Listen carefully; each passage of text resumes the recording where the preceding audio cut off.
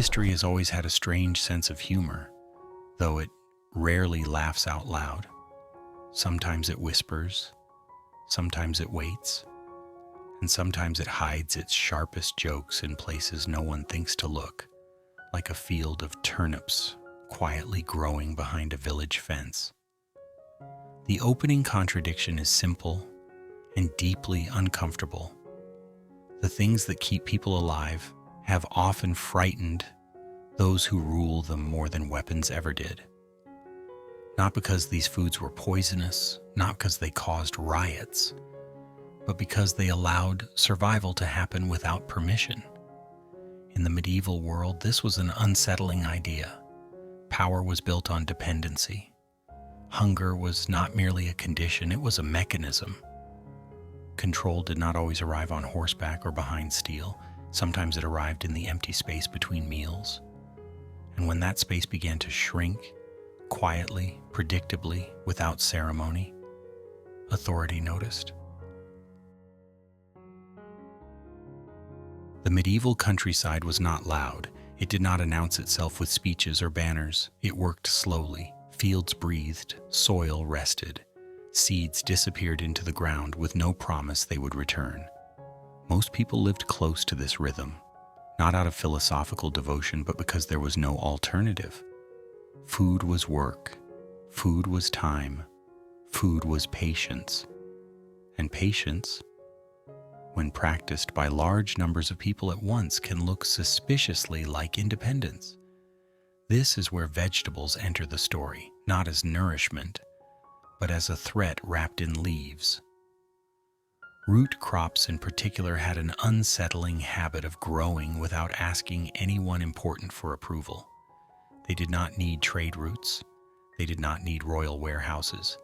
They did not require grand seasonal festivals or official blessing.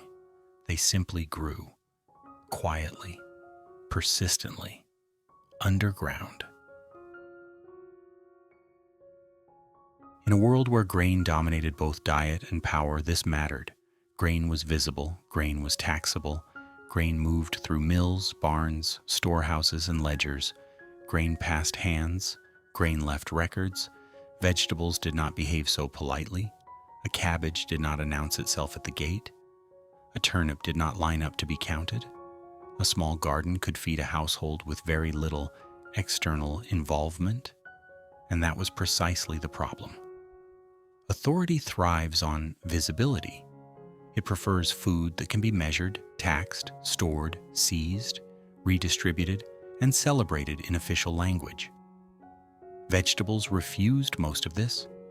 They belonged to the domestic sphere, to women, to the elderly, to those whose labor was not easily categorized. They existed outside the heroic narratives of plows and harvest festivals. They were practical, unglamorous, and dangerously reliable. This reliability softened hunger in ways that unsettled the social order. Hunger, when acute, is dramatic. It cries out, it moves people, it forces negotiations. But mild hunger is something else entirely. Mild hunger is manageable. Mild hunger teaches adaptation. It encourages small strategies rather than large demands. A stew stretched with greens, a pot thickened with roots. A family that learns it can get through winter without appealing upward begins, slowly, to forget who it was supposed to depend on. That forgetting is subtle. It does not look like rebellion. It looks like calm. And calm, in the medieval imagination of power, was far more alarming than anger. The irony is that no one framed this as fear. No proclamations announced vegetables as enemies of the state. Instead, they were ignored, belittled, dismissed as peasant food, poor food, food for those who could not afford better. This dismissal was strategic.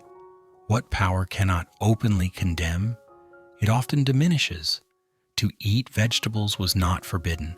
It was simply unfashionable, associated with necessity rather than choice. Meat signaled status. Bread signaled belonging. Vegetables signaled self-sufficiency. which was quietly discouraged without ever being named. After all, a person who survives on cabbage and onions is harder to impress with pageantry. The medieval ruling class understood something instinctively that would later be articulated more clearly in other centuries. Food is not just sustenance, it is structure. What you eat determines how often you must interact with authority. It determines whether you need markets, permissions, tolls, favors. A person dependent on grain is dependent on weather, storage, transport, and protection. A person who supplements that grain with a garden reduces risk, reduces urgency, reduces obedience just enough to matter. And because this reduction happened quietly, slowly, across generations, it was difficult to confront directly. You cannot argue with a carrot. You cannot arrest a leak. You can only notice much later that people are not as desperate as they once were.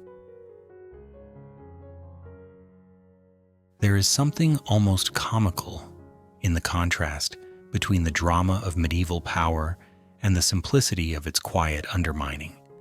Castles rose, laws accumulated, ceremonies thickened the calendar. And meanwhile, behind houses, behind monasteries, behind city walls, people were planting beans. Beans that returned year after year. Beans that required no nightly intervention. Beans that did not care who ruled as long as the soil remained. The joke, if there is one, is that this was never framed as resistance. It was framed as thrift, as common sense, as survival. And survival, when done competently, has a way of looking like defiance to those accustomed to being needed. Late medieval authorities worried constantly about disorder, about wandering populations, about unrest triggered by shortages. What they rarely admitted, even to themselves, was that their greatest anxiety came not from chaos, but from resilience. A population that can endure quietly is difficult to manipulate. It does not panic on schedule. It does not respond dramatically to pressure. It adapts. It waits. And waiting has always unnerved those who govern through urgency. Vegetables lengthened time. They slowed crises. They allowed people to endure bad seasons without immediate collapse. And endurance, stretched across enough households, changed the emotional landscape of power. So the medieval world remained outwardly loud and inwardly uneasy. Markets bustled, festivals declared abundance, yet beneath it all ran a quieter system of sustenance that refused to be theatrical. It did not sing, it did not march, it did not demand attention. It simply worked. The unsettling truth at the heart of this opening chapter is the control does not always fall apart when people are angry. Sometimes it weakens when people are fed just enough to think clearly, just enough to remain calm, just enough to realize they can survive without asking. And that realization, slow and leaf-covered and entirely unheroic, was more destabilizing than any blade raised in open defiance. This is where our story begins. Not with battles, not with decrees, but with gardens, with soil under fingernails, with pots simmering quietly, while the world above argued about power, a medieval silence, growing roots, and waiting patiently to be noticed. Weeds as an emotion. The word weed appears innocent enough, almost botanical, but in the medieval world, it functioned less as a scientific category and more as a feeling that arrived before language caught up with it. A weed was not defined by its biology. It was defined by irritation. It was the plant that refused to behave in a way that made sense to those who wanted sense to be tidy. It grew where it was not invited. It returned after being removed. It ignored boundaries drawn by human hands. In this way, the idea of a weed tells us far more about medieval psychology than medieval agriculture. People did not hate weeds because they destroyed crops. They hated them because weeds revealed how fragile the idea of order really was.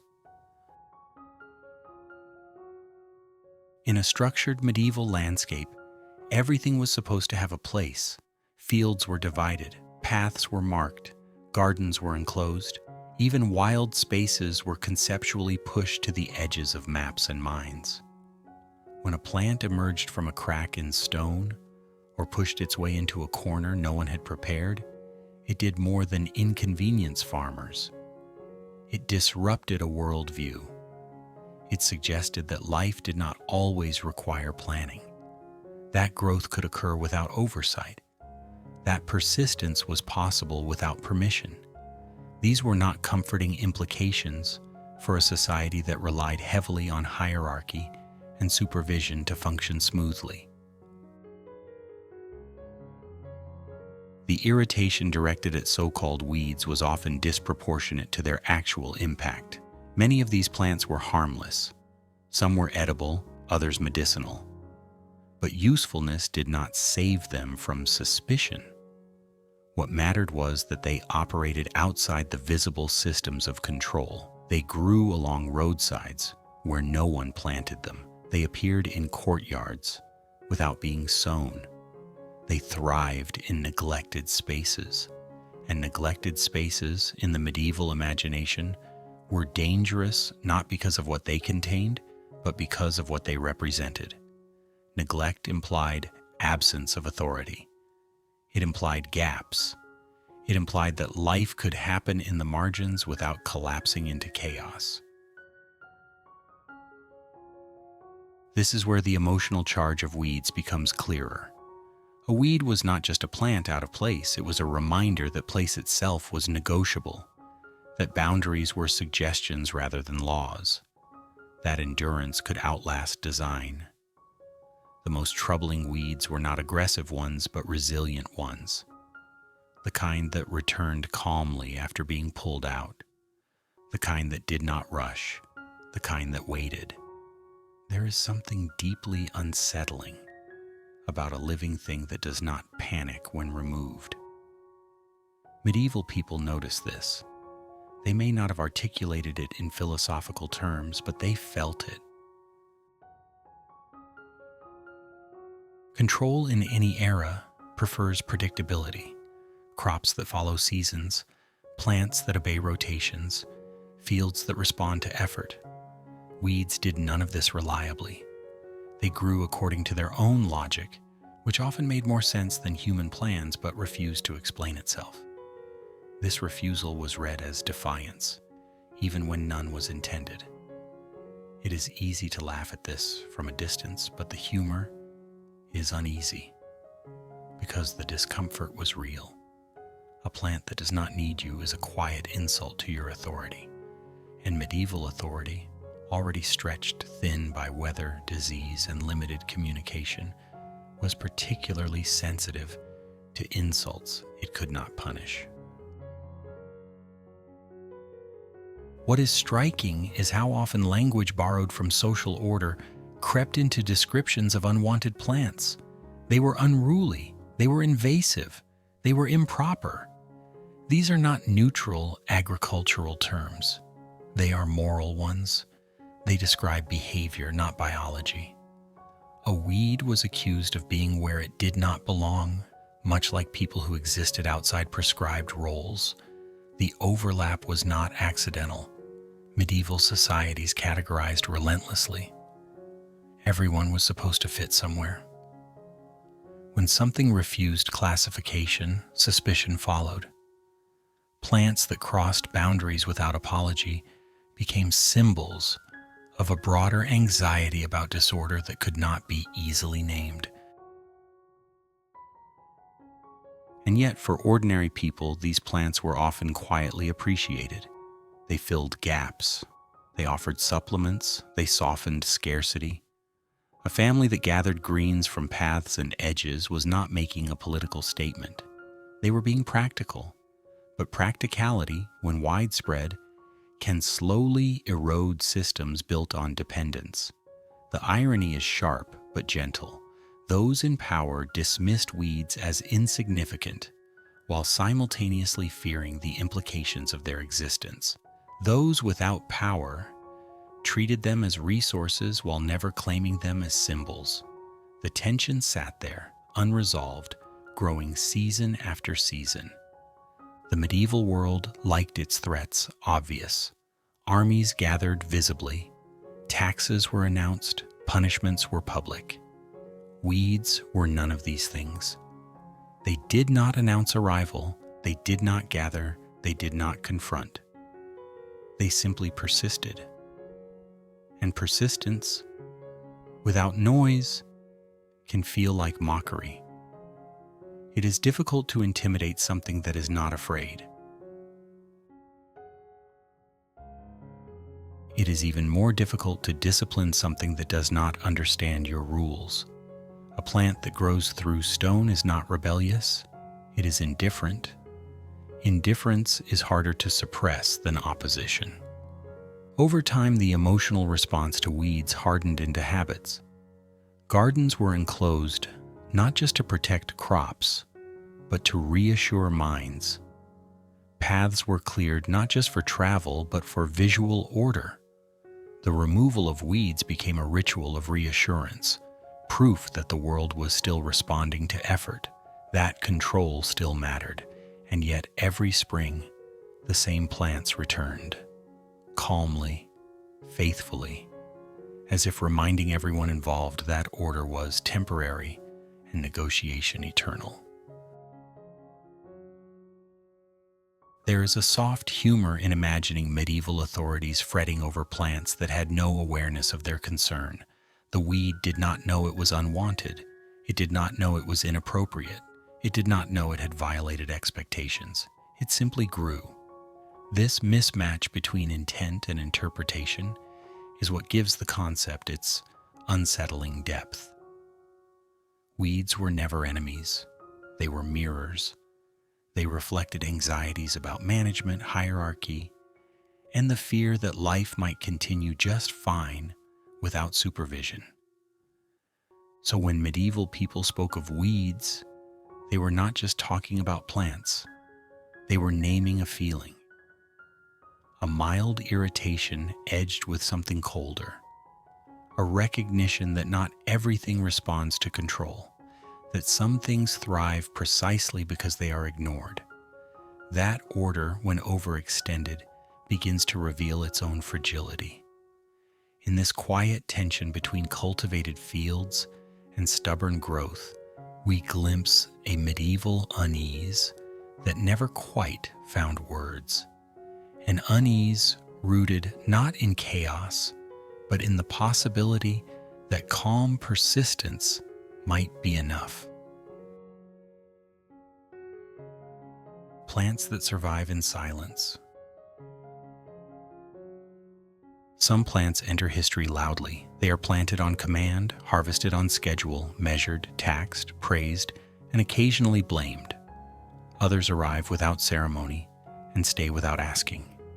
Purslane and chickweed belong firmly to the second category. In the medieval world, they were not impressive. They did not signal wealth. They did not require preparation. They did not respond dramatically to effort. And that, oddly enough, is what made them unsettling. These plants behaved like inconvenient characters in a carefully arranged story. They refused development arcs. They did not need attention to survive. They did not punish neglect. They simply endured. Purslane crept low and wide, hugging the ground, as if it had learned long ago that visibility invites interference. Chickweed appeared wherever space allowed, threading itself into cracks, corners, and edges that human planning had abandoned. Neither demanded fertile soil. Neither waited for rain to arrive on schedule. Neither responded with gratitude when noticed.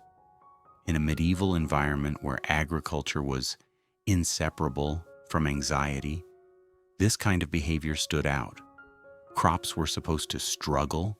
They were supposed to reward effort. They were supposed to reinforce the idea that survival depended on management. These plants did not cooperate with that lesson.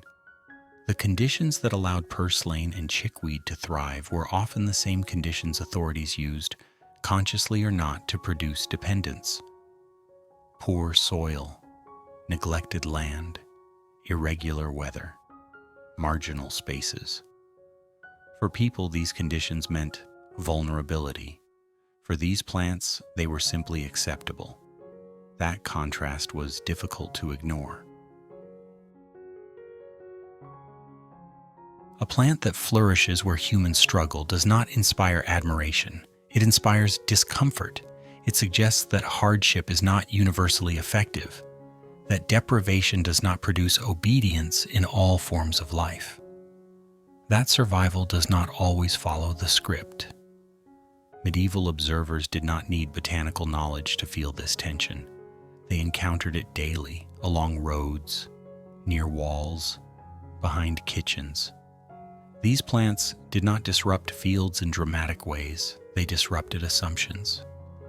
The assumption that life requires guidance, the assumption that neglect leads to collapse, the assumption that scarcity produces submission.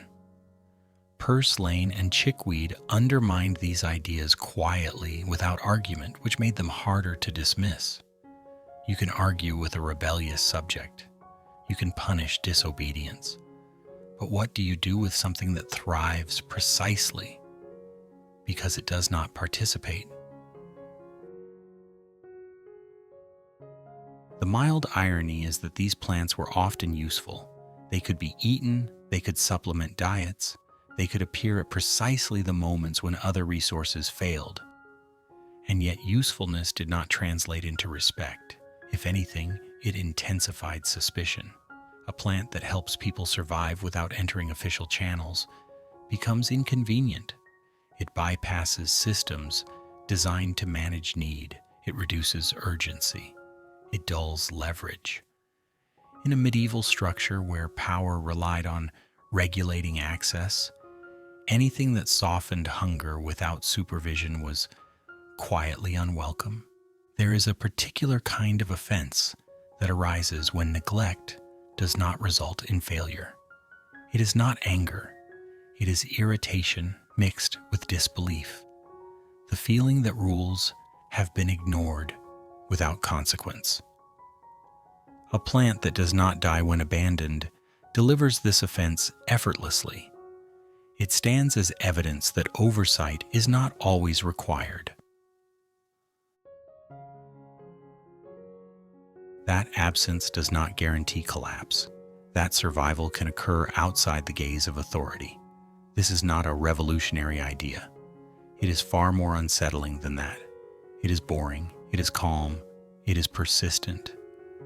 And calm persistence has always made systems built on pressure uneasy. The medieval imagination struggled with this calm. It preferred threats that could be named. It preferred problems that announced themselves. A weed that refused to disappear did neither. It lingered, it waited, it returned. This return was not dramatic. It did not escalate. It did not change tactics. It simply happened again, which is perhaps the most unsettling behavior of all. There is something deeply disarming about an opponent that does not recognize conflict. Purslane did not know it was unwanted. Chickweed did not understand removal as rejection. They interpreted interference as a temporary condition and adjusted accordingly. The humor here is dry but unmistakable. Human systems invested enormous effort into asserting relevance, while these plants quietly demonstrated irrelevance. Not hostility, not resistance, indifference. Indifference is difficult to punish. It does not respond to threats, it does not escalate.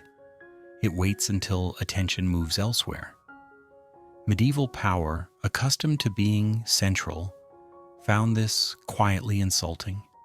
A plant that survives without acknowledgement raises uncomfortable questions.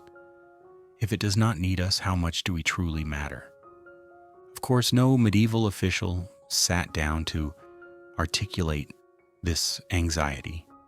It existed as a feeling rather than a theory, as an unease attached to certain plants and places, as a preference for managed growth over spontaneous life, as a subtle bias against anything that made survival look too easy. The narrative of effort mattered. Suffering validated systems. Endurance without struggle threatened them. And these plants specialized in endurance. They offered a version of survival that did not require constant reinforcement. What makes purslane and chickweed particularly effective symbols is that they did not aspire to dominance. They did not crowd out fields aggressively. They did not demand recognition.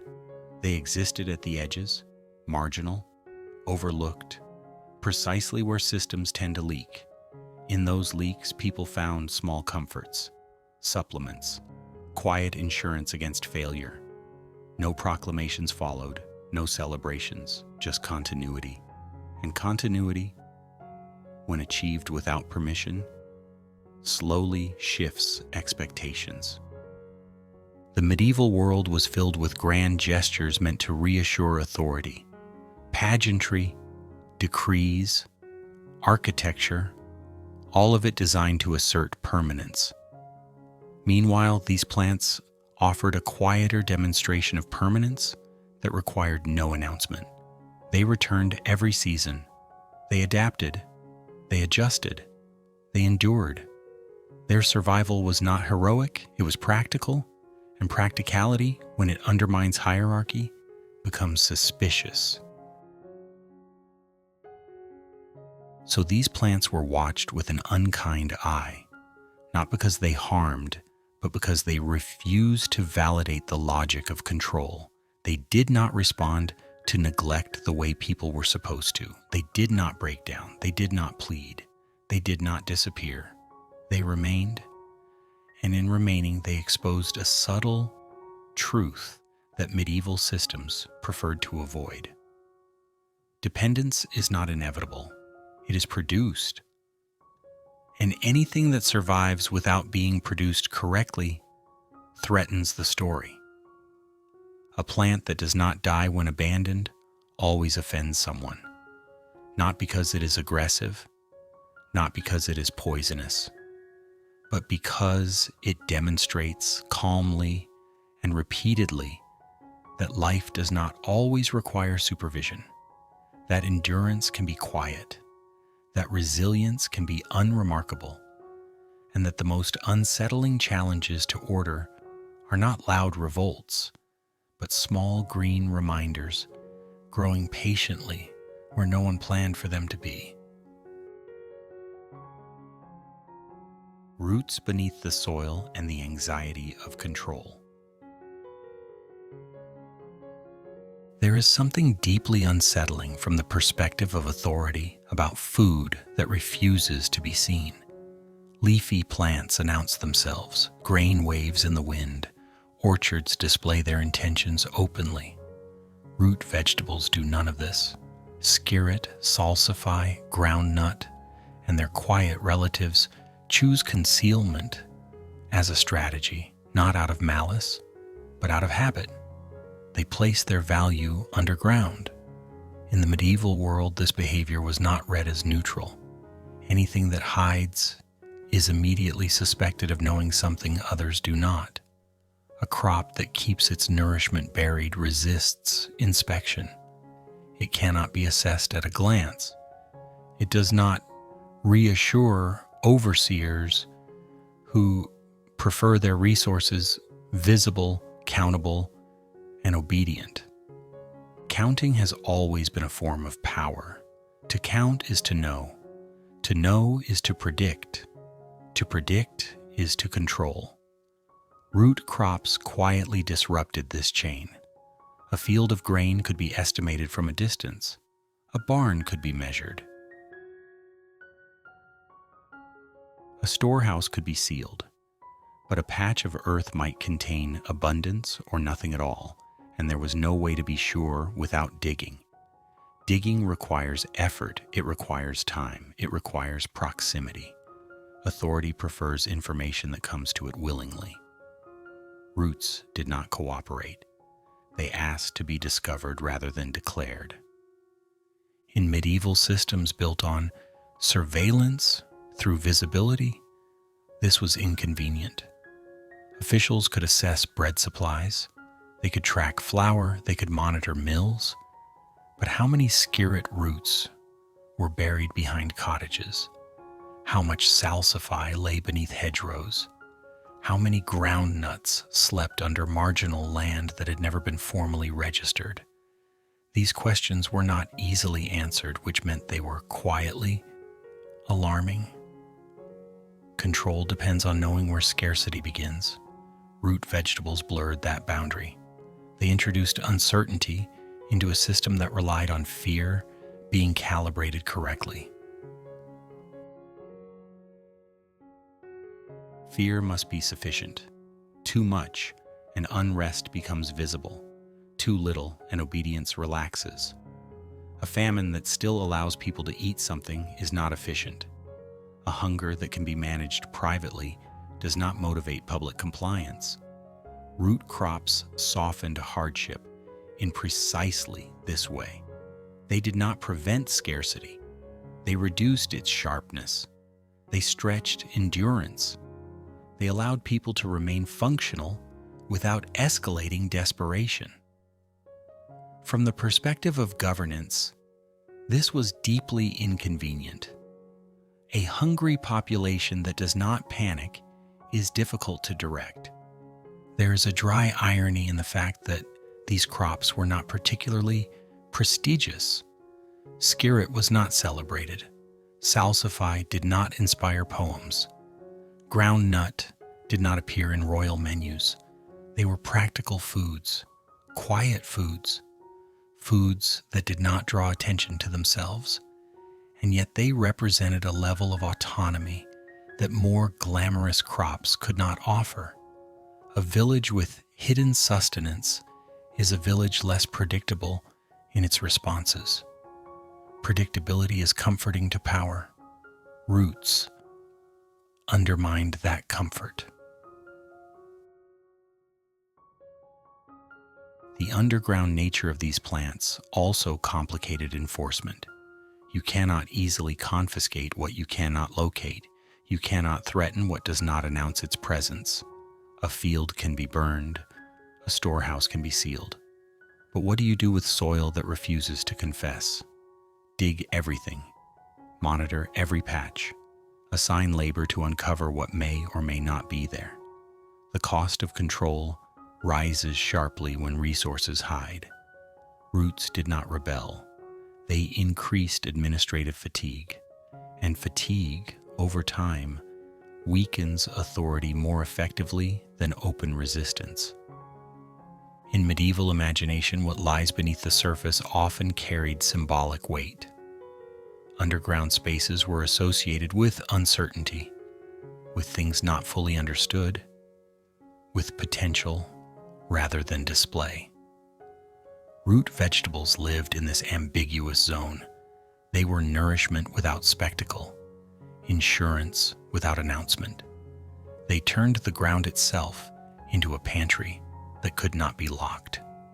This quiet transformation altered the emotional geography of scarcity. Hunger became something that could be negotiated quietly rather than confronted publicly. That negotiation removed leverage. The unsettling part is not that people survived. It is that they survived calmly. A season of shortage in which villagers still dug up food was a season that failed to perform its intended function. It did not frighten adequately. It did not force visible dependency. It did not produce dramatic appeals upward. Instead, it produced patience. and patience has always unsettled systems that rely on urgency. There is a particular irritation reserved for solutions that operate without permission. Root crops did exactly that. They offered a backup plan that did not require approval. They allowed households to endure without participating fully in official distribution systems. They existed as quiet reserves beneath the surface of daily life. No announcements, no receipts, no gratitude required. Authority was left reacting rather than directing. The humor again is subtle. These crops were not hiding intentionally. They were simply doing what they evolved to do. But intent does not matter to anxiety. Perception does. And the perception was clear. Food that cannot be seen cannot be easily threatened. Food that cannot be threatened does not inspire fear. Fear that does not arrive on schedule undermines the performance of power. Medieval systems depended heavily on timing, rents due after harvest, taxes assessed after yield, obligations enforced during lean months. Root crops disrupted this choreography. They allowed people to blur seasons, to endure longer, to delay reactions. Delay is dangerous to authority. It stretches control thin. It forces responses rather than commands. So these underground foods became objects of quiet suspicion, not forbidden, not celebrated, simply watched with discomfort. They were reminders that control works best when resources are exposed, that visibility supports authority, that concealment invites independence. A carrot above ground is manageable. A root beneath soil is not. In the end, the obsession was never about the plants themselves. It was about what they represented. A system built on managing hunger cannot afford hunger that is survivable without oversight. A famine that still feeds people undermines its own purpose. And a village that can quietly dig sustenance from the ground becomes less responsive to pressure. Roots did not shout. They did not challenge. They did not organize. They simply waited beneath the soil, offering resilience without recognition. And in doing so, they revealed something uncomfortable. Control prefers its subjects visible, countable, nervous. A food source that hides undermines all three. That is why root vegetables were never just crops. They were an anxiety, buried, persistent, and very difficult to intimidate. When food is too stable, it becomes a problem. A society organized around crisis develops a particular sensitivity to stability. It learns to mistrust anything that smooths edges, dampens urgency, or refuses to fail loudly. In the medieval world, this sensitivity was not abstract. It was practical. Authority depended on moments when people needed something badly enough to ask. Crisis created motion. Shortage created visibility. Panic created compliance. Stability, by contrast, created silence, and silence is difficult to manage. Many medieval vegetables committed this quiet offense repeatedly. They did not collapse dramatically. They did not spoil the narrative of hardship. They endured in ways that made suffering less theatrical and therefore less useful. The medieval economy was not designed to eliminate hunger. It was designed to regulate it. Scarcity functioned as a signal. When granaries emptied visibly, when bread prices rose sharply, when dependence became public, systems activated. Officials intervened, lords distributed, markets responded. These actions reinforced hierarchy. They demonstrated relevance. But vegetables that survived steadily, modestly, and without spectacle disrupted this choreography. They allowed people to remain upright without entering the stage. That absence was deeply inconvenient. Many common vegetables of the period shared a troubling characteristic.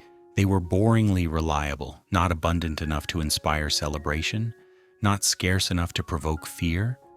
They occupied an emotional middle ground that systems built on crisis found hard to exploit.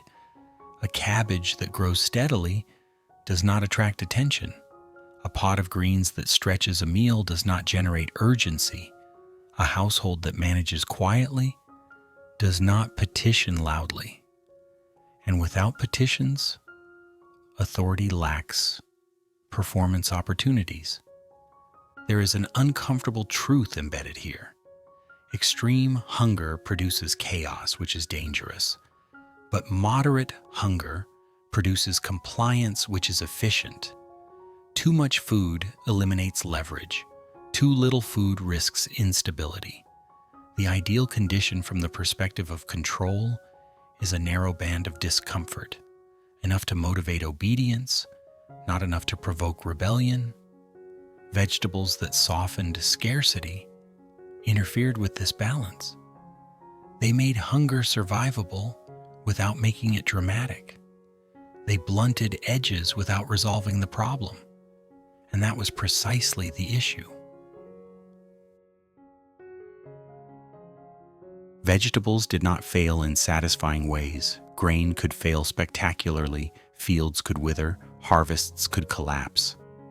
These failures were visible and narratively convenient.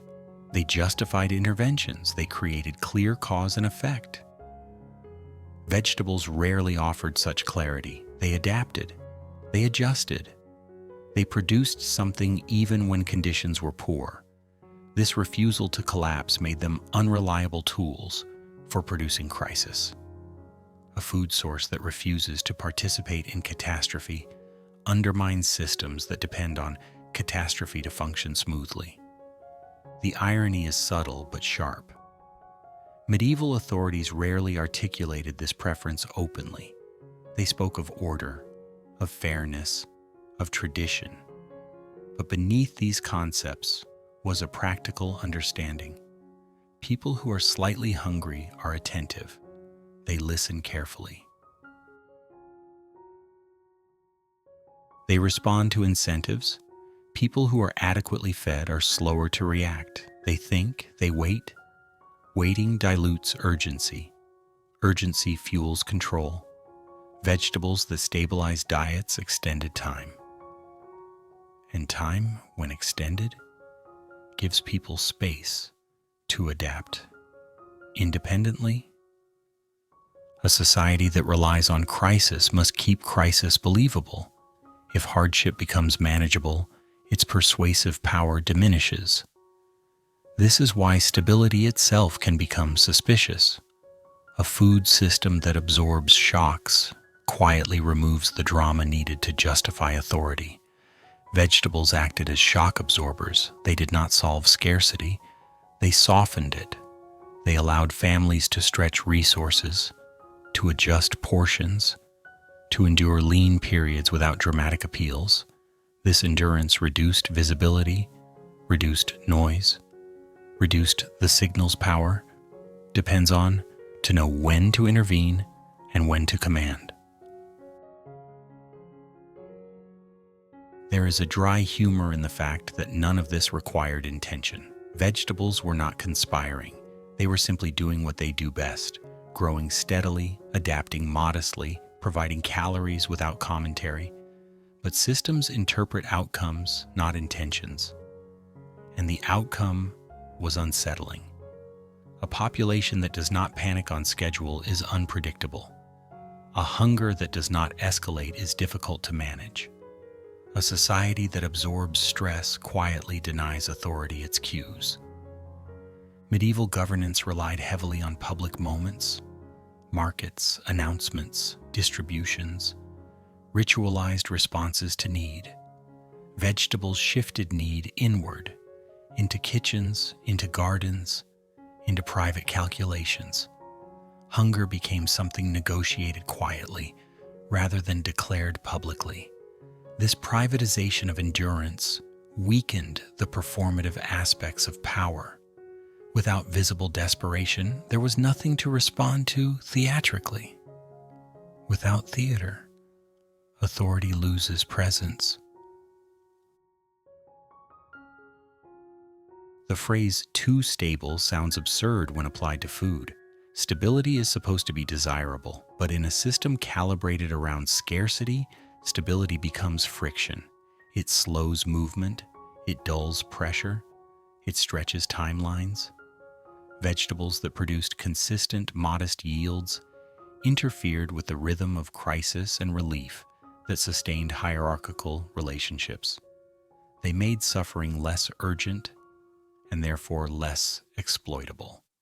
The most bitter observation is also the calmest. Hunger that is just bearable is often more useful to systems of control than abundance. It keeps people engaged. It keeps them attentive. It keeps them dependent without provoking collapse. Vegetables that pushed hunger below this threshold disrupted that utility. They did not eliminate discomfort. They made it tolerable. Tolerable discomfort does not mobilize dramatically. It lingers, and lingering is inefficient for power. From the perspective of those living through it, this stability was simply survival, a way to get through seasons, a method of adaptation. No ideology required. But from above, it looked like erosion, small, gradual, hard to confront directly. Each pot of vegetables that prevented desperation delayed a moment of leverage.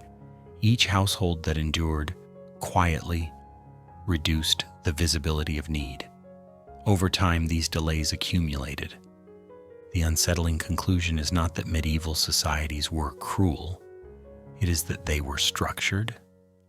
Structures develop preferences, and one of those preferences was for crises that could be managed visibly. Vegetables that behaved too well interfered with that preference. They removed sharp edges. They softened shocks. They extended endurance. They made hunger survivable without spectacle. In the end, the problem was never that people ate vegetables. The problem was that vegetables worked too quietly. They refused to dramatize hardship. They refused to fail impressively. They refused to drive people into the arms of authority on cue. In a society built around calibrated discomfort, that refusal was deeply inconvenient. Food that keeps people alive without making them desperate is not neutral. It is disruptive, calm, unassuming, and profoundly unsettling. When vegetables were still medicine. There was a time in the medieval world when the boundary between food and remedy was thin enough to be stepped over without noticing. Lovage, barrage, and the plant known as Good King Henry did not announce which side they belonged to. They did not wear labels. They did not require permission. They moved quietly between the pot and the body, nourishing and soothing at the same time. This dual role made them useful. It also made them unsettling. A substance that feeds and comforts without ceremony bypasses layers of authority that prefer to be involved. In medieval life, discomfort was not only a physical condition, it was a signal. A person in pain was visible. A person seeking relief entered systems.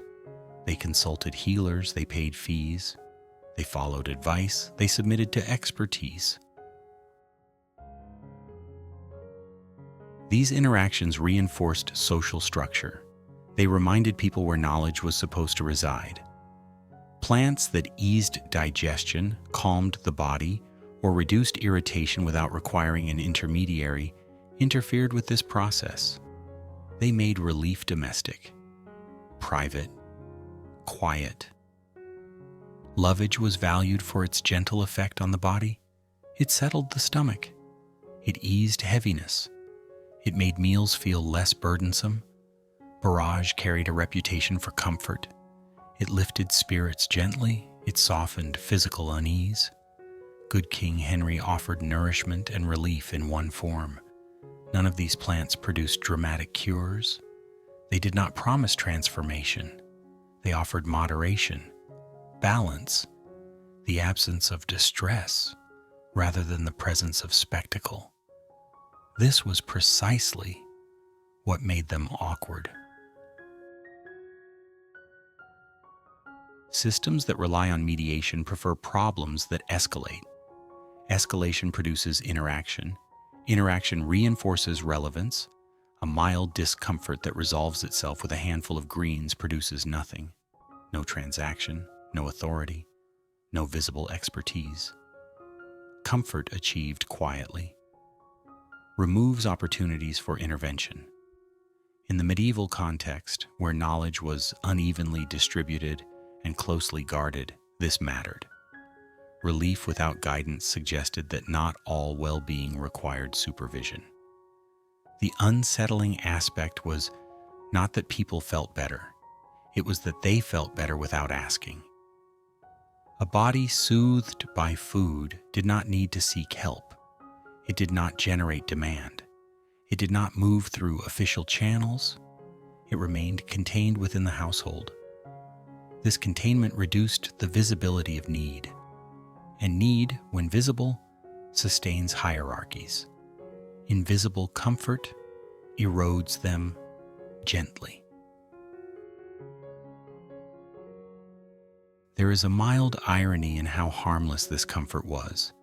These plants did not make people stronger than intended. They did not remove all suffering. They did not promise immunity. They simply reduced friction. They made life slightly easier. And that slight ease was enough to raise suspicion. A society accustomed to interpreting discomfort as normal began to treat comfort as abnormal. Ease became something to be explained. Explained things are manageable. Unexplained comfort is not. The medieval imagination often associated healing with authority. Remedies came with instructions. Instructions came with status. A healer's role depended on being needed. Plants that reduced the need for consultation did not threaten individuals directly. They threatened relevance. Relevance is fragile. It depends on people believing they cannot manage alone. A vegetable that calms the body gently challenges that belief without saying a word.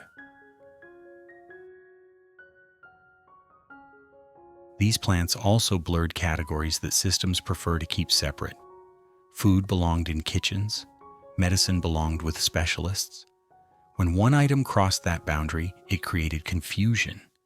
Confusion slows control. It forces reassessment. It raises uncomfortable questions about who is necessary. A leaf that nourishes and soothes undermines the neat division between daily life and expert intervention. It suggests that well-being might be distributed rather than centralized. Comfort achieved through ordinary means carries a quiet, subversive quality. It does not confront authority. It sidesteps it. Sidestepping is harder to respond to than defiance. Defiance invites punishment. Sidestepping invites uncertainty. Medieval systems did not collapse because people ate calming vegetables, but they adjusted. They grew wary. They learned to watch comfort as closely as they watched unrest. There is something almost amusing in the disproportionate response. A plant that makes digestion easier becomes an object of suspicion. A leaf that reduces irritation becomes conceptually dangerous. But this humor is restrained because beneath it lies a serious concern. Control depends on discomfort being meaningful. When discomfort dissolves quietly, meaning dissolves with it, a comfortable body is less urgent, less compliant, less inclined to seek guidance.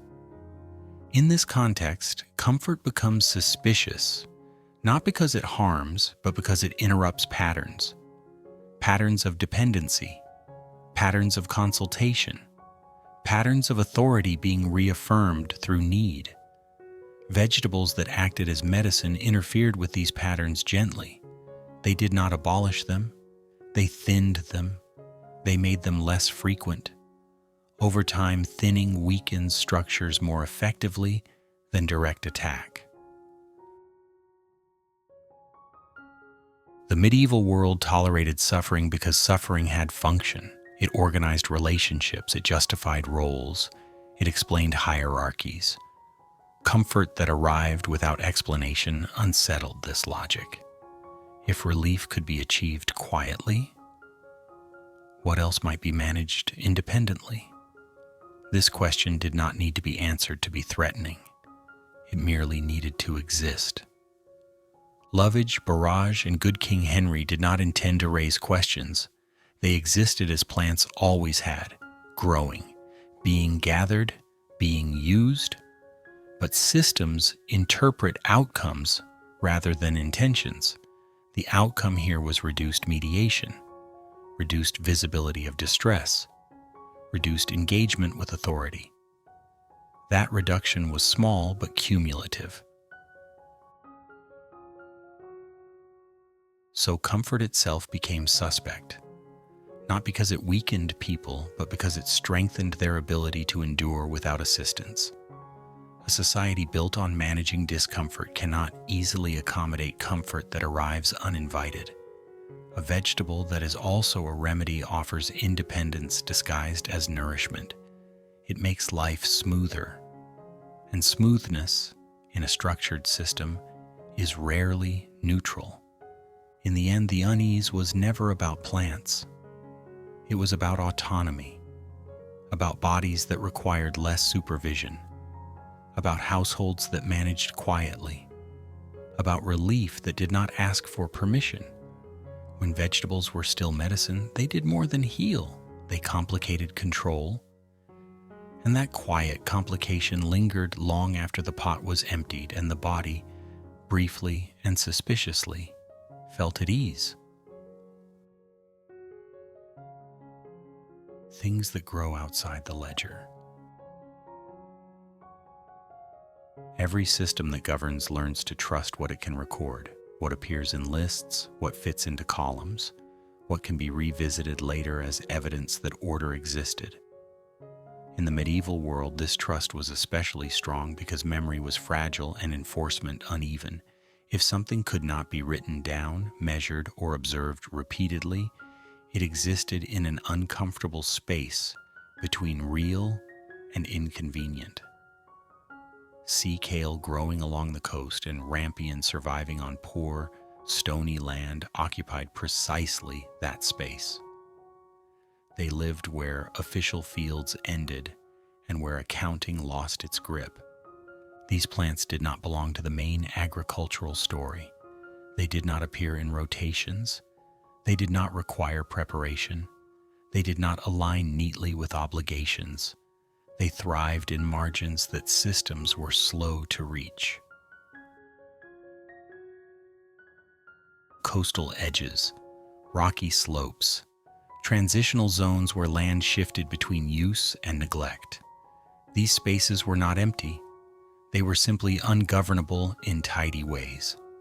A plant that feeds people in such spaces quietly exposes a limitation. Control has edges.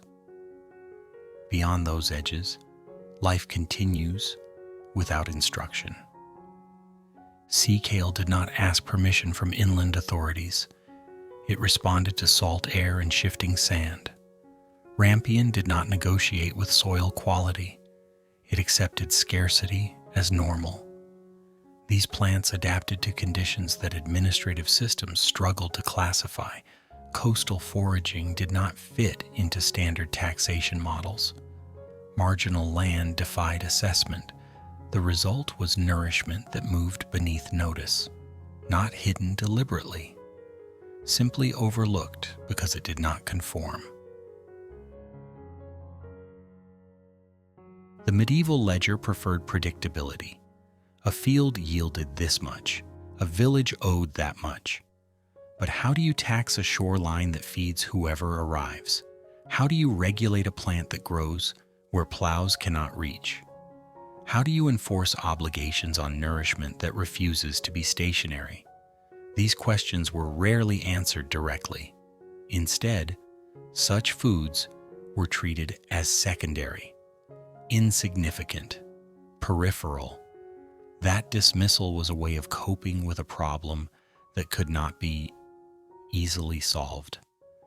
People living near these margins understood their value intuitively. When fields failed or access tightened, the edges provided options. Options reduce urgency. Urgency drives compliance. A household that can gather food outside official channels becomes less responsive to pressure within them. This responsiveness matters. Authority depends on predictable reactions. When people adapt instead of reacting, systems feel unnecessary rather than oppressive. Unnecessary is worse.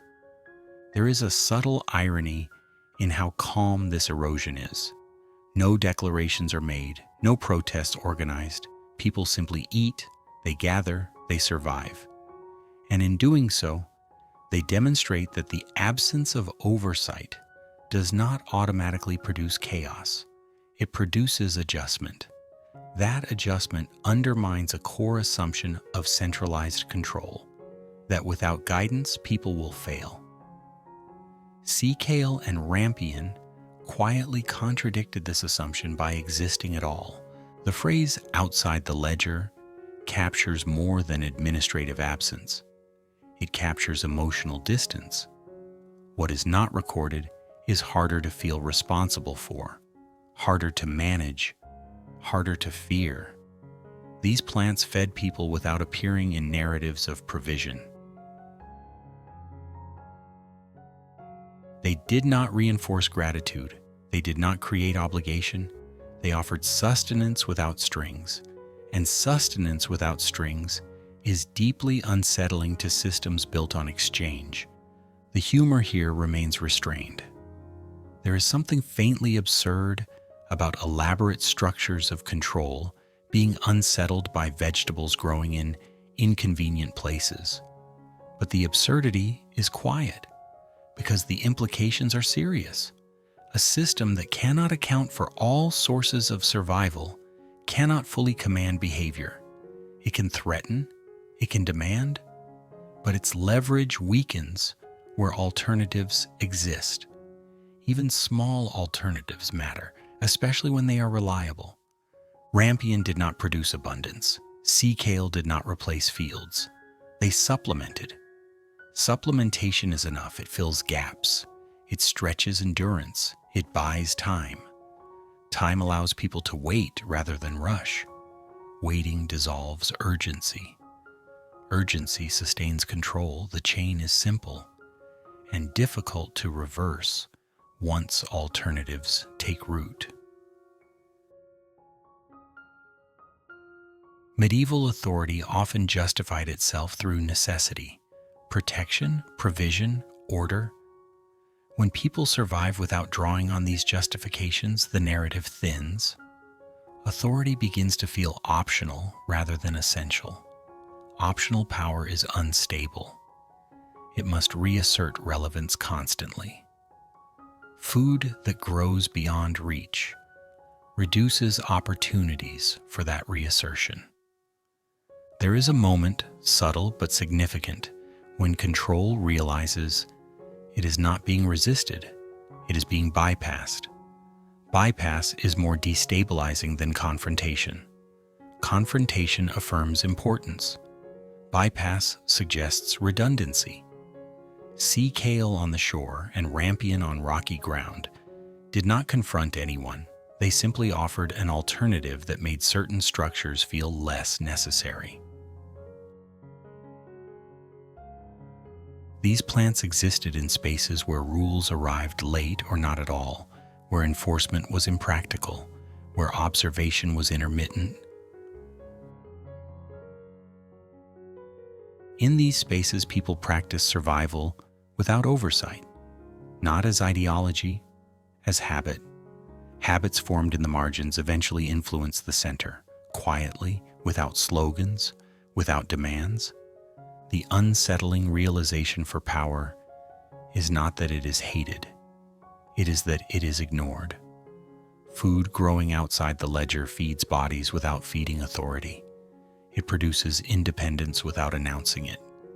And independence, when unannounced, is difficult to counter. So the medieval world tolerated these margins uneasily. It relied on them in crisis while pretending they were insignificant.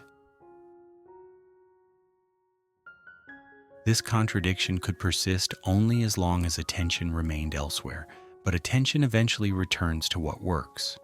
And what works without permission exposes the limits of control. In the end, these plants did more than nourish.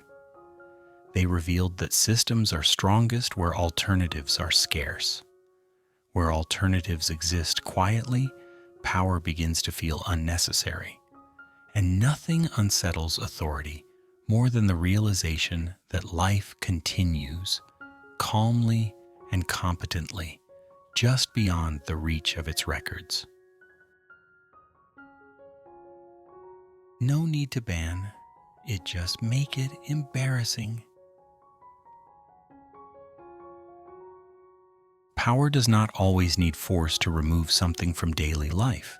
In the medieval world, banning food outright was inefficient and risky. Prohibitions invite attention. Attention invites curiosity. Curiosity invites persistence. Much simpler methods existed.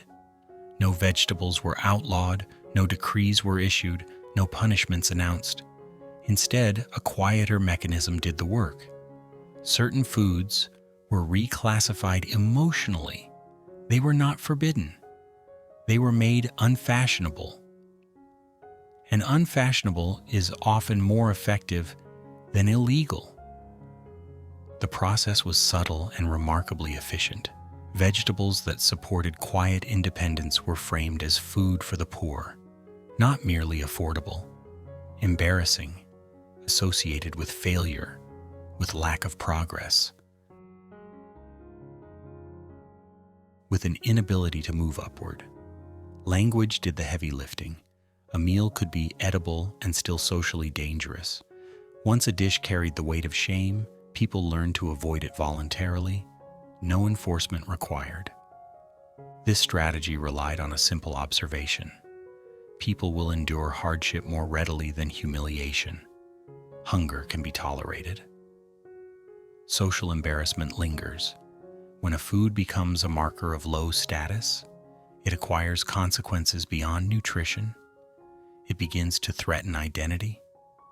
Medieval societies were deeply sensitive to visible markers of position, clothing, speech, diet. To eat the wrong thing was to signal something about yourself. That signal could follow you longer than scarcity ever would. Vegetables that once represented resilience were quietly reframed as evidence of failure. They were described as crude, unsophisticated, rural. The word peasant carried emotional weight, far beyond its literal meaning. It implied stagnation, lack of ambition, inability to rise. A food associated with peasants became a food associated with being stuck. Once that association took hold, the food no longer needed to be controlled. People controlled themselves. This is where power becomes most efficient. When compliance is internalized, enforcement becomes unnecessary. No one needs to confiscate a pot of greens if the person cooking them already feels diminished. Shame does the work silently. It spreads faster than orders. It adapts to context. It does not need repetition from authority once it takes root socially. The irony is sharp but understated. These foods were often practical, nutritious, reliable, but usefulness does not protect against stigma. In fact, usefulness can make stigma more effective. A food that works well but is socially discouraged creates tension. People know it would help them. They also know it would mark them.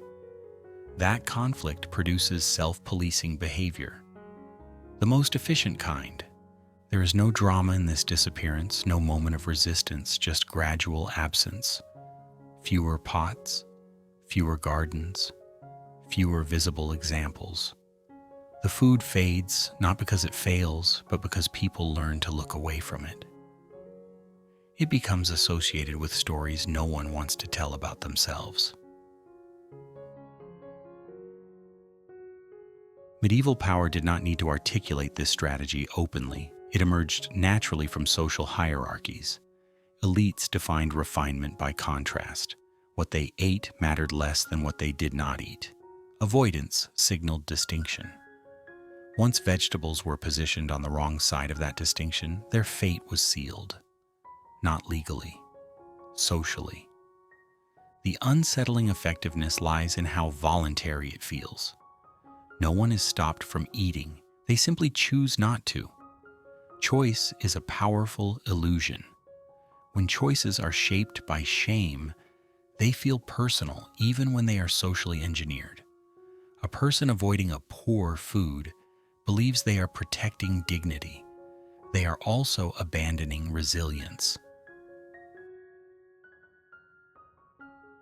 This mechanism allowed control to operate without visibility. No confrontation, no resistance, just quiet alignment. People moved toward foods that signaled aspiration, even when those foods increased dependence. Dependence wrapped in prestige feels safer than independence wrapped in embarrassment. This is not stupidity. It is social survival. A dish that embarrasses its eater becomes unsustainable, not because it lacks value, but because it carries a cost beyond hunger. That cost is public identity. Once eating something feels like admitting failure, the food removes itself from circulation. No ban required.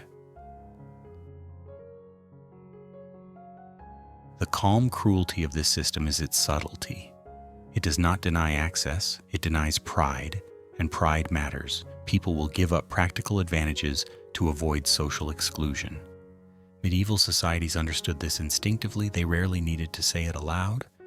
So vegetables that once fed people quietly were pushed into symbolic corners. They became reminders of what one was supposed to escape, of what one should not be. Their disappearance was framed as progress. In reality, it was a narrowing of options. Options that made people less dependent quietly vanished under the weight of social judgment. The unsettling lesson is simple. Power does not need to forbid what it can humiliate. When a food makes people feel small, it disappears on its own. And when it disappears, something else takes its place. Something more visible, more taxable, more controllable. Shame, once applied correctly, becomes an invisible law. And invisible laws are the hardest to notice, the hardest to resist, and the most enduring of all. The story of a village that did not panic. The story does not begin with alarms. It does not open with shouting or collapse. It begins quietly, which is precisely what makes it unsettling. A hard winter arrives, not dramatically, not unusually, just persistently. Cold settles in and stays. Fields have already underperformed. The harvest was thin, the margins were narrow. By early winter, everyone knows the granaries are closed. Not empty, closed. Locked behind decisions made elsewhere. This is the moment a familiar script is supposed to begin. Fear, movement, appeals. But nothing happens. The village remains oddly still. People do not gather to demand access. They do not storm anything. They do not declare grievances. They adjust. Slowly, meals change shape. Portions shrink but do not vanish. Pots simmer longer. Roots are dug where they were left. Greens appear from places no one had discussed officially. There is no celebration, no sense of victory, just continuation. And continuation in this context is deeply problematic. Authority depends on recognizable stages of crisis.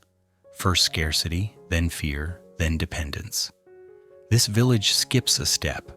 Scarcity arrives. Fear does not perform. Dependence remains muted. People do not behave as expected. They do not dramatize need. They do not become visible enough to manage. They survive quietly.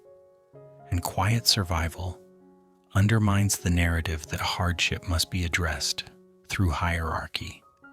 There are no heroes in this story. No brave leaders, no dramatic choices. That absence is important. Heroism reassures power. It frames endurance as exceptional. What happens here is not exceptional. It is ordinary. And ordinary resilience is more dangerous than extraordinary defiance. Extraordinary defiance can be punished. Ordinary resilience spreads. The village does not thrive. It endures. Endurance is slow. It lacks spectacle. It does not demand recognition. People wake, they work, they eat what is available, they do not starve. And that is enough to disrupt expectations. A crisis that does not escalate denies authority its moment. It denies it the chance to intervene visibly. Without intervention, relevance fades. There is a faint irony in how calm everything remains. The conditions are harsh, the outcomes are modest, yet the emotional temperature stays low. No one is inspired, no one is broken. This emotional flatness unsettles systems that rely on extremes. Extremes are legible. Calm is ambiguous. Calm can mean many things, including independence. The village becomes a quiet problem, not because it resists, because it does not react. It absorbs pressure instead of reflecting it upward. This absorption is not organized, it is habitual. Years of small adaptations have prepared people for this moment. Gardens, marginal foods, knowledge passed without ceremony. None of it was designed for crisis. It simply exists. When crisis arrives, these habits activate without discussion. This is where the threat becomes clear. Hunger that produces panic can be managed. Hunger that produces endurance cannot. Panic centralizes authority. Endurance decentralizes it. The village does not reject power. It makes it less necessary. And nothing unsettles authority more than becoming optional.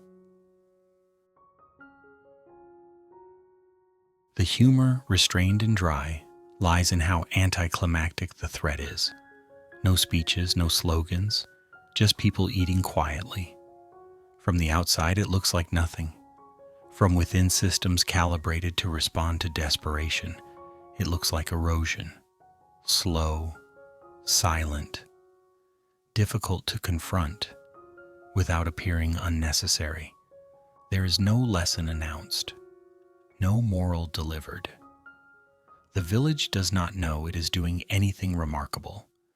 That ignorance is part of the danger. Awareness can be negotiated. Unawareness cannot. A population that does not know it is undermining control cannot be easily corrected. It is not acting, it is living. By late winter, the situation has not improved dramatically. It has not collapsed either. That middle state persists. Persistence stretches time. Time dilutes urgency. Urgency fuels command. The chain weakens. Decisions made elsewhere feel distant, abstract, less compelling. The village continues to operate on its own small calculations. This is the moment power finds most uncomfortable, not when it is challenged, when it is ignored. Ignoring authority is not a conscious act here. It is a side effect of coping. Coping is difficult to criminalize. It looks reasonable. It looks human. It does not announce itself as political. The story ends as quietly as it began. Spring eventually arrives. Fields will be worked again. The crisis passes without having fulfilled its function. No dramatic reckoning, no reinforced hierarchy, just survival. And survival without spectacle leaves questions behind. If people can endure this, what else might they endure without assistance? That question lingers longer than hunger ever does. It unsettles because it has no immediate answer. The village returns to routine. Authority returns to confidence. But something has shifted. A precedent has been set without being named. People have learned, without articulating it, that panic is not inevitable, that survival does not always require intervention. That dependence can be postponed. This is the true threat, not rebellion, not refusal, but the quiet realization that systems designed to manage crisis are not always essential. A village that does not panic does not announce revolution. It suggests redundancy. And redundancy is the most unsettling condition for any structure built on necessity. When history prefers drama over stability. History has a preference. It leans toward moments that break rather than moments that hold. It collects disasters eagerly. It records collapse with enthusiasm. It frames recovery as rescue and insists on naming a savior. This preference is not accidental. Drama is easier to narrate than endurance. A famine that destroys is memorable. A system that fails loudly demands explanation. A moment of salvation invites attribution. Stability, by contrast, is quiet. It offers no climax. It resists credit, and so it is often left out. The medieval world produced countless examples of quiet solutions, adaptations that worked, foods that sustained, habits that prevented disaster from becoming spectacle. But these solutions rarely entered the historical record, not because they were unimportant, because they were insufficiently dramatic. History, especially as it was written in later centuries, favored extremes. It preferred hunger to endurance, collapse to adjustment, salvation to competence. Vegetables that prevented catastrophe by dulling its edge did not fit this structure. They interrupted the story before it could become interesting. Narrative requires contrast, suffering followed by relief, darkness followed by light. A slow winter endured without panic produces none of these. It flattens the arc. It leaves no turning point. There is nothing to attribute, no figure to praise, no institution to elevate. The absence of crisis removes the opportunity for authority to appear necessary, and the absence of necessity leaves little for history to celebrate. This bias shapes what survives in memory. Events that fail loudly generate documents, appeals, decrees, records of response. Quiet competence leaves few traces. A pot of vegetables that prevents desperation produces no archive. A household that adjusts calmly leaves no proclamation. A village that endures does not create paperwork. History is built from what is written down. Stability rarely demands writing. The irony is sharp but understated. The most effective solutions often disappear first, not because they fail, because they succeed too smoothly. A food that prevents hunger without spectacle deprives history of its preferred material. It removes the moment when power intervenes dramatically. It denies historians a clear protagonist. As a result, it fades into the background. Medieval vegetables that stabilized diets did not generate legends. They did not inspire chronicles. They did not justify reforms. They simply worked. And work that does not announce itself is difficult to commemorate. History remembers what demands explanation. Quiet solutions do not demand explanation. They are taken for granted and then forgotten. This preference for drama also protects authority retrospectively. If history only records moments when intervention mattered, it reinforces the idea that intervention is always necessary. Quiet alternatives never enter the narrative to challenge that assumption. Vegetables that reduced dependence disappear from the story. Grain shortages and dramatic relief remain. The record becomes skewed. Not intentionally, structurally. There is a subtle humor in how incomplete this record is. Entire systems of resilience vanish because they lacked flair, because they did not collapse, because they did not require saving. A solution that works without heroism is difficult to narrate. It offers no emotional payoff. It ends without applause. History prefers applause. The result is a distorted memory. It suggests that medieval societies oscillated between catastrophe and rescue, that endurance required intervention, that survival was always dramatic. In reality, much of survival was dull, repetitive, unremarkable, and therefore invisible. Vegetables that softened scarcity prevented scenes historians love. No crowds, no edicts, no visible turning points. This invisibility is not neutral. It shapes how later societies understand power.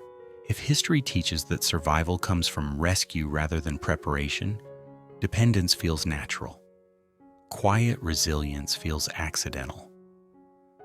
Vegetables that provided steady support without acknowledgement contradict that lesson, so they are excluded.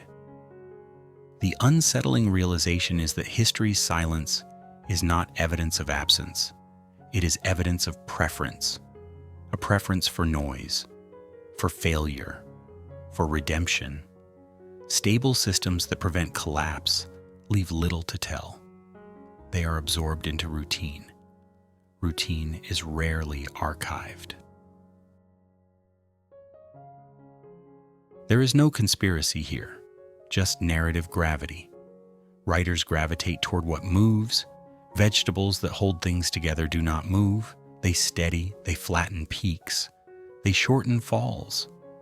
In doing so, they remove the emotional highs and lows that make stories compelling.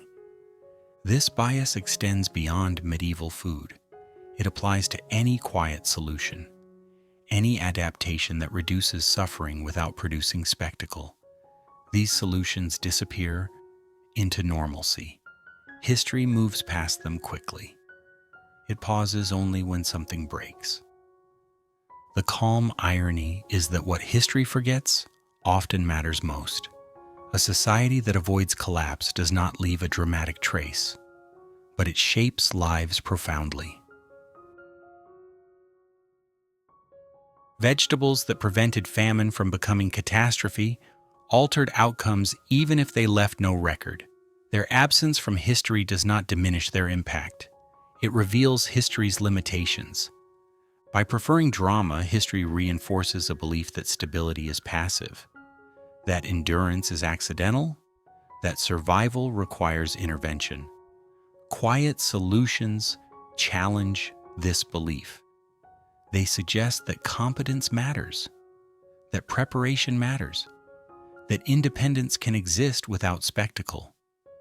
These suggestions are uncomfortable.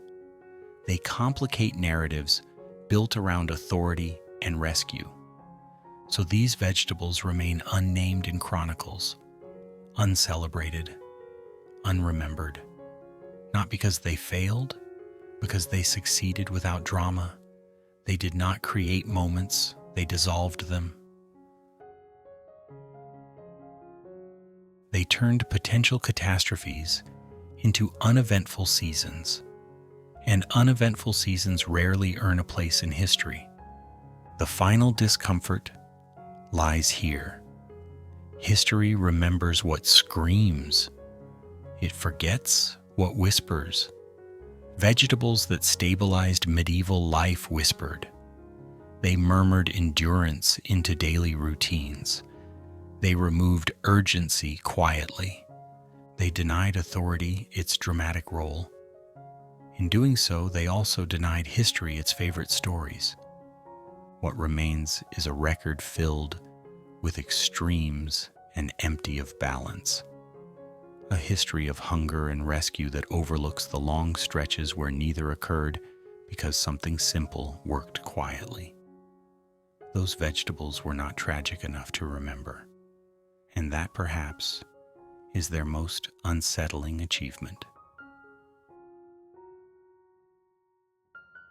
Running parallel with the present. The tone shifts gently here, not as a warning and not as an accusation, but as a quiet adjustment of focus. The medieval fields do not disappear, they simply recede slightly, allowing something familiar to come into view alongside them. The point is not that the past repeats itself. It rarely does. The point is that certain methods remain loyal. Dependence has always required maintenance. The tools change. The rhythm does not. In the medieval world, dependence was shaped through access. Who controlled grain? Who opened stores? Who decided when scarcity became visible? Vegetables complicated this by allowing survival to occur outside managed channels. In the present, dependence is shaped differently, but the structure feels recognizable. Seeds are standardized. Supply chains lengthen. Distribution becomes efficient enough to feel inevitable. Efficiency creates comfort. Comfort creates trust. Trust creates reliance. None of this requires malice. It only requires consistency. There is no need to condemn. Condemnation simplifies things too quickly. The parallel works better when left intact and unjudged. Medieval people relied on grain because it worked. Modern systems rely on centralized production because it works. In both cases, alternatives become less visible over time. Not forbidden, not attacked, simply overshadowed. When something works smoothly, it absorbs attention. What lies outside it begins to feel unnecessary or quaint. The medieval peasant planting mixed gardens did not see themselves as resisting anything. They were adjusting. The modern consumer navigating standardized options is doing the same. Adjustment is not rebellion. It is survival within available structures. The similarity is not ideological. It is procedural. When systems grow large enough, they reward participation and quietly discourage deviation. Monoculture is efficient. So was grain. Long supply chains reduce uncertainty. So did centralized storage. These arrangements solve real problems. They also narrow options. Narrowing options increases reliance. Reliance reduces imagination. Over time, alternatives stop being considered, not because they are impossible, but because they feel irrelevant.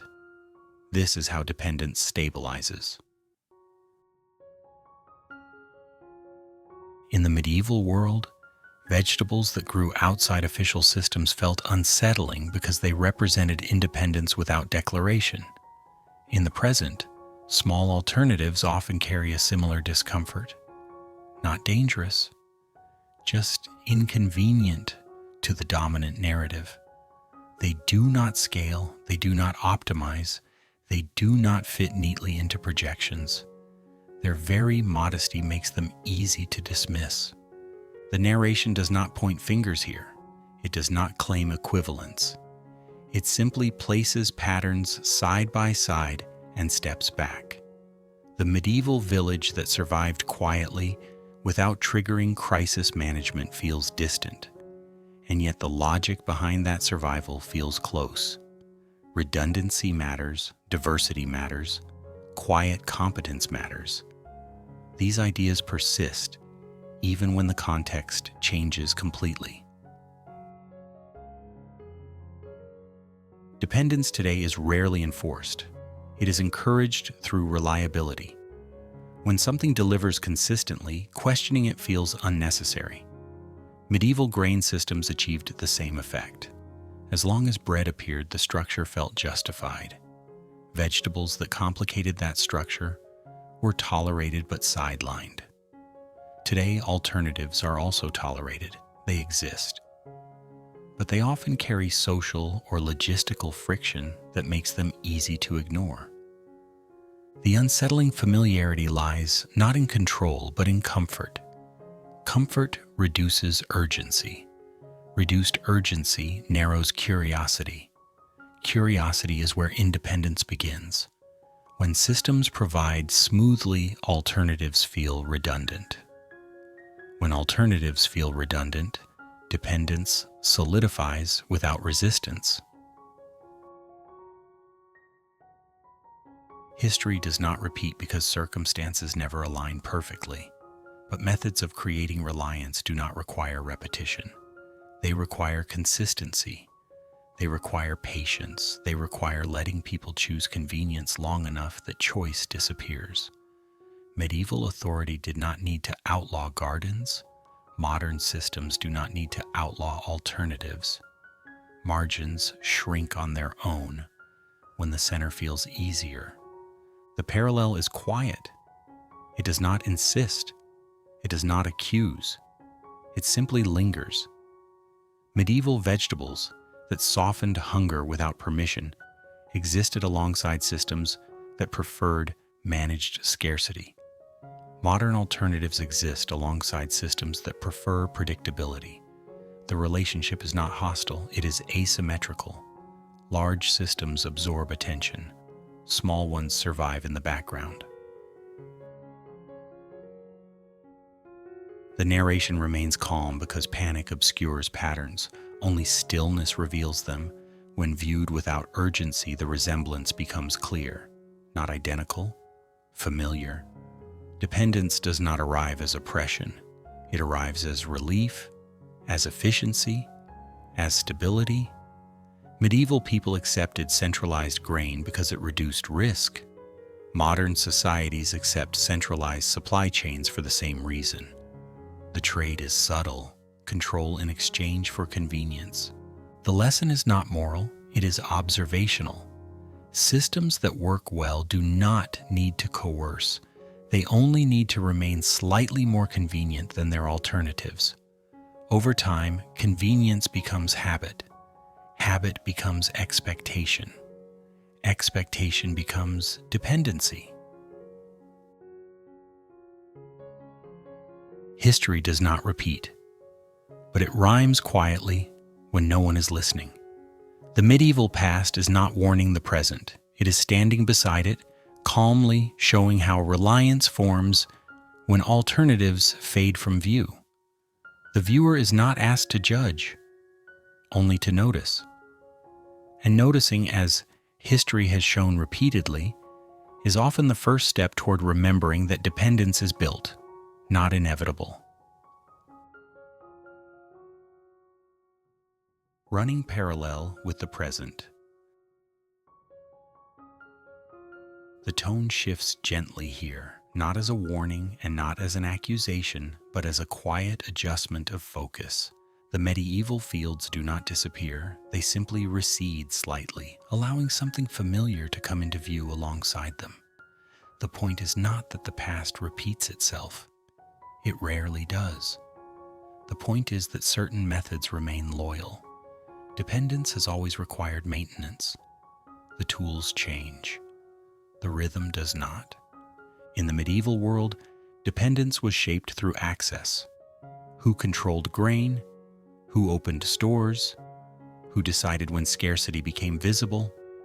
Vegetables complicated this by allowing survival to occur outside managed channels. In the present, dependence is shaped differently, but the structure feels recognizable. Seeds are standardized. Supply chains lengthen. Distribution becomes efficient enough to feel inevitable.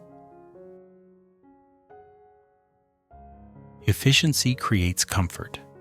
Comfort creates trust. Trust creates reliance. None of this requires malice. It only requires consistency. There is no need to condemn. Condemnation simplifies things too quickly. The parallel works better when left intact and unjudged. Medieval people relied on grain because it worked. Modern systems rely on centralized production because it works. In both cases, alternatives become less visible over time. Not forbidden, not attacked, simply overshadowed. When something works smoothly, it absorbs attention. What lies outside it begins to feel unnecessary or quaint. The medieval peasant planting mixed gardens did not see themselves as resisting anything. They were adjusting.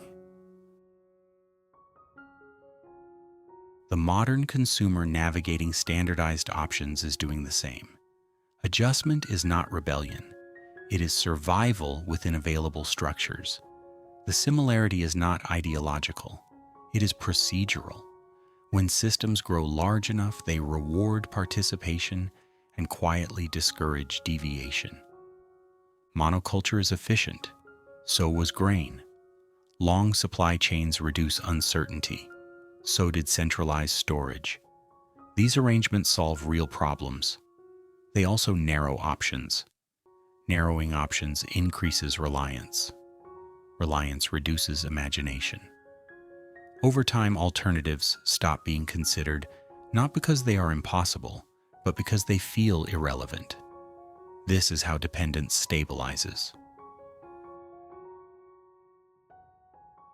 In the medieval world, vegetables that grew outside official systems felt unsettling because they represented independence without declaration. In the present, small alternatives often carry a similar discomfort. Not dangerous, just inconvenient to the dominant narrative. They do not scale, they do not optimize, they do not fit neatly into projections. Their very modesty makes them easy to dismiss. The narration does not point fingers here. It does not claim equivalence. It simply places patterns side by side and steps back. The medieval village that survived quietly without triggering crisis management feels distant, and yet the logic behind that survival feels close. Redundancy matters, diversity matters, quiet competence matters. These ideas persist even when the context changes completely. Dependence today is rarely enforced. It is encouraged through reliability. When something delivers consistently, questioning it feels unnecessary. Medieval grain systems achieved the same effect. As long as bread appeared, the structure felt justified. Vegetables that complicated that structure were tolerated but sidelined. Today, alternatives are also tolerated. They exist. But they often carry social or logistical friction that makes them easy to ignore.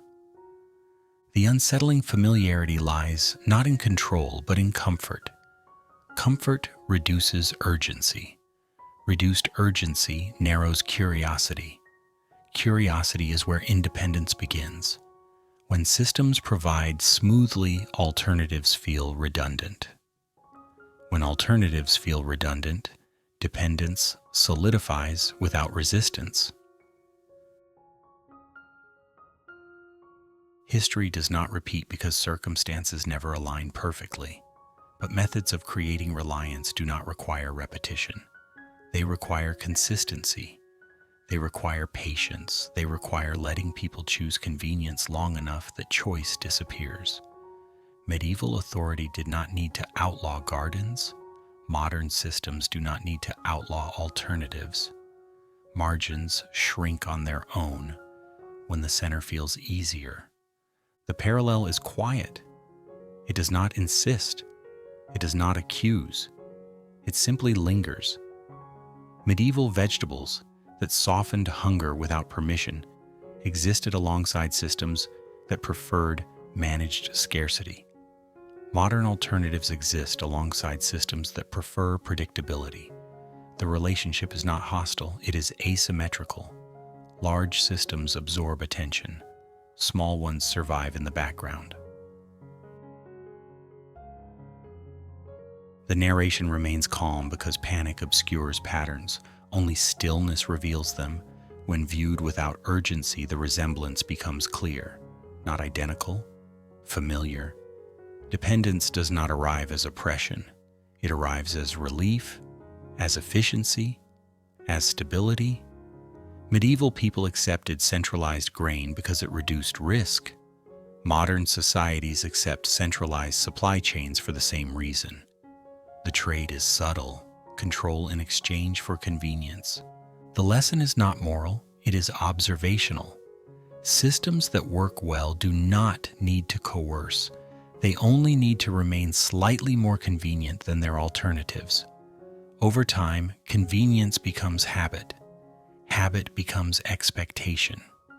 Expectation becomes dependency. History does not repeat, but it rhymes quietly when no one is listening.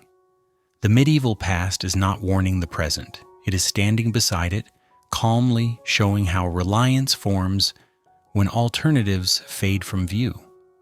The viewer is not asked to judge, only to notice.